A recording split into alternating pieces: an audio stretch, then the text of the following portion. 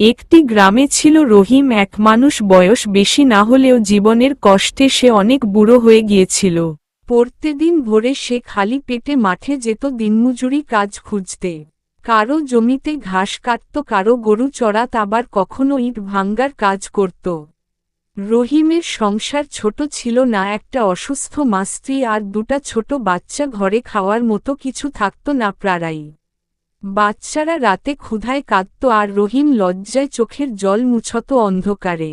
একদিন সে কাজ পেল না, সারাদিন খালি হাতে ঘরে ফিরতে মন চাইছিল না। গ্রামের চায়ের দোকানে গিয়ে বসেছিল দোকানদার, তার দিকে তাকিয়ে বুঝল রহিমের অবস্থা। সে এক কাপ চা আর আধা রুটি এগিয়ে দিল। রহিম মাথা নিচু করে বলল, টাকা নাই ভাই। দোকানদার হেসে বলল, আজকে টাকা লাগবে না, কাল দিতে পারলে দিও।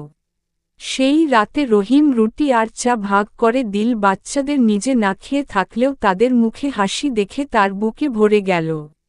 এরপরও দিন চলছিল কষ্টের, কিন্তু গ্রামে সবাই ধীরে ধীরে বুঝতে লাগল রহিম সত্যিই পরিশ্রমী আর সৎ। যে যা পারত তাকে কাজে ডাকত, কেউ চাল দিত, কেউ পুরনো কাপড়। রহিম একদিন বলল, আমি ভিক্ষা চাই না, কাজ চাই।